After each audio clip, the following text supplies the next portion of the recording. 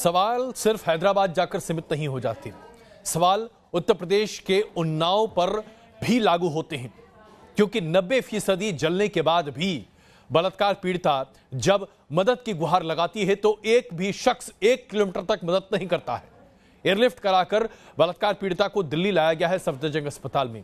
बच पाएंगी या नहीं यह कह पाना मुश्किल है, लेकिन वो 5 लोग जिन्होंने तेल डालकर अदालत जा रही बलात्कार पीड़िता को जला दिया, वो आज भी फरार हैं।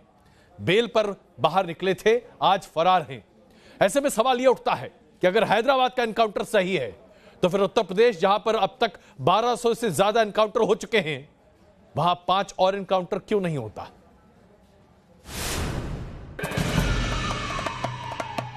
दिल्ली के सफदरजंग अस्पताल में जिंदगी और मौत के बीच दीवार बनकर खड़ी उन्नाव की निर्भया के हौसले को देखकर डॉक्टर्स भी तंग हैं। जिसमें 90% जल चुका है, हालात बेहद गंभीर हैं, लेकिन जिद है कि जीना है और जीना है और अपने गुनहगारों की फांसी देखनी है। दर्द हदें पार कर चुका है, लेकिन अभी भी आंखों में सिर्फ इंसाफ की आस है। अपने भाई से बात करते हुए उन्नाव की निर्भया ने बस इतना ही कहा, मैं मरना नहीं चाहती, मैं जीना चाहती हूँ। मेरे गुनहगारों को छोड़ना मत। आपकी बहन ने आपसे कुछ बात की, क्योंकि कहा जा रहा था वेंटिलेटर जाने से पहले कुछ कहा उसने, क्या कहा?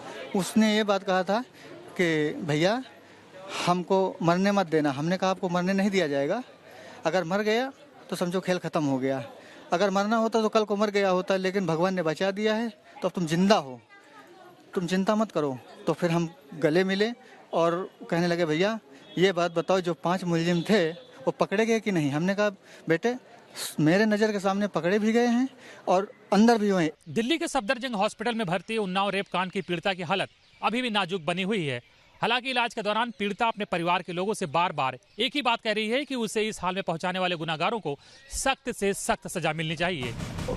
सफदरजंग अस्पताल के medical superintendent doctor Sunil Gupta भी बताते हैं कि पीड़िता एक ही बात कर रही थी कि उसे बचा लो, उसे किसी भी तरह जिंदा बचा लो। अभी उन्नाव की निर्भया होश में जरूर है, लेकिन अगले 2 दिन उसकी जिंदगी के लिए बेहद अहम है। वाइटल बाय एंड लार्ज ठीक है, जैसे हार्ट रेट चल रहा है, पल्स है, रेस्पिरेटरी सिस्टम, ब्रेन काम कर रहा है, लेकिन कॉन्शियस नहीं है फुल्ली। गुरुवार सुबह निर्भया को 5 लोगों ने केरोसिन डालकर आग लगा दी थी। घटना के बाद से विपक्ष कानून व्यवस्था को लेकर योगी सरकार पर हमलावर हो गया। मामले की जांच के लिए एएसपी की अध्यक्षता में एक एसआईटी टीम का गठन कर दिया गया है। Team news nation.